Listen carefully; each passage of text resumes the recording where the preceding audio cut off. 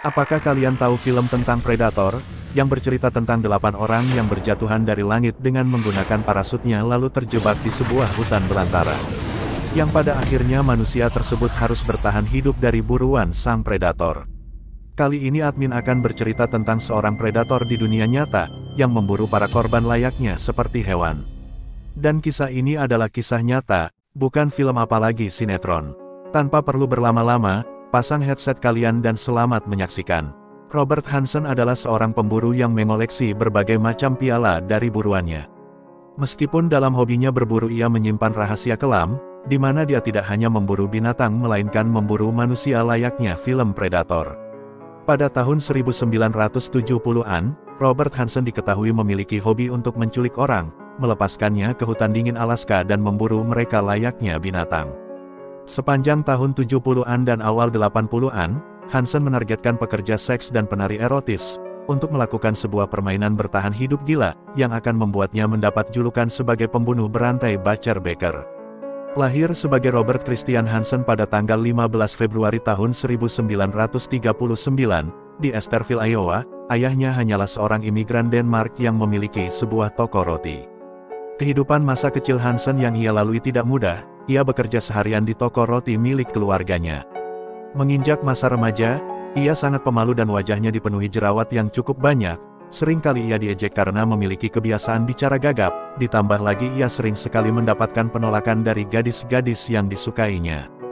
Karena hal itu ia menjadi orang yang penyendiri, ia lebih banyak menghabiskan waktu sendiri dan menekuni apapun yang dia anggap menarik. Seiring waktu, ia menjadi cukup ahli dalam berburu binatang dan terampil dalam kemampuan menjebak dan menembak hewan buruannya. Pada tahun 1957 ketika ia berusia 18 tahun, Robert Hansen diketahui bergabung dengan Angkatan Darat AS. Kala itu ia masih memiliki hasrat untuk meninggalkan masa mudanya yang bermasalah dan mencoba meraih pencapaian untuk dirinya sendiri. Untuk sementara, ia memang cukup bangga mengabdikan dirinya sebagai tentara. Setelah menjalani 1 tahun tugasnya di kesatuan, ia pada akhirnya ditunjuk sebagai asisten instruktur latihan di Pocahontas, Iowa, dan bahkan ia menikahi seorang wanita muda yang ia temui di sana. Namun, terlepas dari kehidupannya normalnya, ada sesuatu di dalam diri Hansen yang tidak bisa ia gambarkan. Itu adalah rasa kebencian yang terpendam dari masa lalu yang kelam. Pada tahun 1960 pada usia 21 tahun, ia meyakinkan seorang karyawan toko roti muda untuk membantunya membakar garasi bis sekolah. Aksi itu tidak membuahkan hasil yang baik karena ketika karyawan tersebut mengaku Hansen pun ditangkap. Entah bagaimana istrinya kemudian diketahui menceraikannya, dan meninggalkan Hansen sendiri di penjara. 20 bulan kemudian Hansen pun dibebaskan. Dalam melanjutkan kehidupannya sebagai pengangguran yang tidak jelas itu, ia sempat keluar masuk penjara beberapa kali karena kasus pencurian. Setelah berjalannya waktu, pada akhirnya ia berhasil menikah lagi dengan wanita lokal di sana. Pada tahun 1967 ia dan istrinya diketahui pindah ke Anchorage, Alaska. Dia pindah ke komunitas kecil, memiliki 2 anak dan menjalani rutinitas yang normal. Di sana ia sangat disukai oleh warga kota karena membuka toko roti kecil. Pada tahun 1972 ia ditangkap karena kasus penculikan dan percobaan pemerkosaan terhadap seorang ibu rumah tangga, dan sekali lagi karena memperkosa seorang pelacur.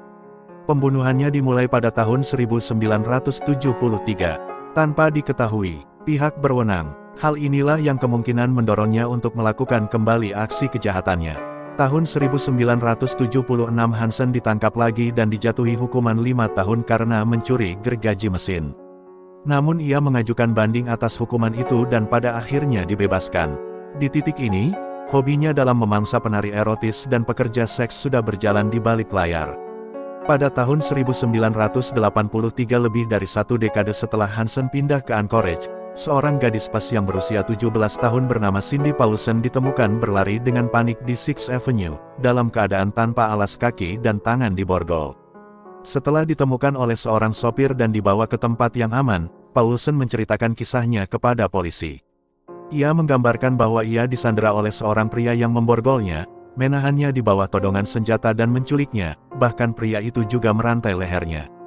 Pria itu memperkosa dan menyiksanya berulang kali, sebelum mencoba memuatnya ke pesawat dan membawanya ke sebuah kabin di lembah Matanuska Susitna, sekitar 35 mil sebelah utara Anchorage. Saat pria itu mempersiapkan pesawat untuk lepas landas, Paulsen berhasil melarikan diri. Dari data-data yang diberikan Robert Hansen sangat cocok dengan deskripsi penculik yang dijelaskan. Paulsen bahkan menggambarkan bahwa cara bicara pelaku gagap dan ia pun menjelaskan ciri-ciri pesawatnya. Robert Hansen pun pada akhirnya ditangkap dan diinterogasi oleh pihak kepolisian. Dalam sebuah interogasinya, Hansen mengaku bahwa ia memang menyewa jasa Paulsen. Namun, saat Paulsen mematok harga jasa yang terlalu tinggi, ia kecewa dan marah, maka terjadilah sesuatu perbuatan yang ia anggap khilaf. Pada akhirnya, alibi tersebut diterima dengan maklum oleh polisi dan Robert Hansen pun dibebaskan dengan jaminan dari seorang teman. Beberapa bulan kemudian di tahun yang sama, Alaska State Troopers tengah menyelidiki sebuah laporan kasus tentang hilangnya beberapa pekerja seks dan penari telanjang. Rumor yang mengatakan bahwa Robert Hansen si tukang roti adalah pemburu PSK, mengakibatkan tim penyidik memutuskan untuk mengunjungi properti Robert Hansen di Lembah Matanuska Susitna.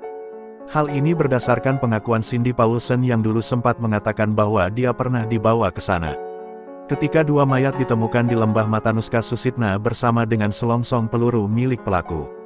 Sekarang kita bahas bagaimana cara pelaku berburu korbannya. Di sebuah hutan belantara di sepanjang Sungai Kenik, Robert Hansen akan membebaskan wanita yang diculiknya. Korban akan merasa bahwa mereka bisa melarikan diri.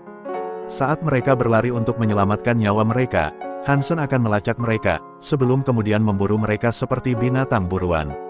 Berbekal pisau berburu dan senapan Ruger Mini 14 kaliber 223, ia akan menyiksa para wanita dengan pengejaran ini selama berjam-jam bahkan terkadang sampai berhari-hari, sampai ia menemukan mangsanya dan menembak mereka seperti buruan. Kita kembali lagi ke kasusnya, polisi sebenarnya tahu bahwa Hansen adalah tersangka utamanya, tetapi dalam hal ini polisi butuh bukti yang kuat. Dan hal inilah yang kemudian membuat polisi melibatkan FBI dalam kasus ini. FBI yang diwakili oleh seorang profiler bernama John Douglas, diketahui menyusun profil psikologis si pembunuh berdasarkan rincian kasus dan hasil forensik dari mayat yang ditemukan. Dia berteori bahwa pembunuhnya adalah seorang pemburu yang sudah berpengalaman. Setelah semua pernyataan tersebut, polisi segera mendapatkan surat perintah untuk menggeledah pesawat, mobil, dan rumah Hansen. Saat menggeledah rumah tersebut, polisi menemukan sebuah peta yang beberapa areanya sudah ditandai dengan beberapa tanda X kecil, yang menunjukkan bahwa tanda tersebut adalah lokasi pembunuhan dan pemakaman para korbannya. Beberapa tanda X cocok dengan tempat polisi menemukan jasad korban, dan di dalam peta tersebut ada 24 X yang tergambarkan. Terlebih lagi dalam profil psikologis si pembunuh, John Douglas juga telah memperkirakan bahwa si pembunuh kemungkinan akan menyimpan souvenir dari mangsanya. Benar saja, di basement rumah Hansen, polisi menemukan setumpuk perhiasan dan kalung milik salah satu korban. Dihadapkan dengan bukti-bukti pada tahun 1984, Hansen mengaku telah membunuh 17 wanita dan memperkosa 30 wanita lainnya selama kurun waktu 12 tahun. Robert Hansen dijatuhi hukuman 461 tahun ditambah penjara seumur hidup tanpa pembebasan bersyarat pada tahun 1984. Ia dipenjara di pusat pemasyarakatan Spring Creek di Seward, Alaska, di mana ia meninggal pada tahun 2014. Sebagai bagian dari tawar-menawar pembelaan, Hansen hanya pernah didakwa dengan 4 dari 17 pembunuhan yang dia akui. Beberapa orang bahkan percaya bahwa 24 tanda X yang ditemukan di peta Hansen, membuktikan bahwa Hansen benar-benar membunuh lebih dari 20 wanita. Sebagai imbalan atas pengurangan hukuman tersebut, Robert Hansen setuju untuk membantu polisi menemukan mayat-mayat yang tersisa. Meskipun sebagian besar mayat sudah ditemukan, sebagian lagi nampaknya akan terus menjadi rahasia Robert Hansen sampai ia mati. Gimana nih menurut kalian tentang kisah ini? Silahkan kalian komen di bawah. Terima kasih telah menonton video ini, jangan lupa subscribe dan sampai ketemu di video lainnya.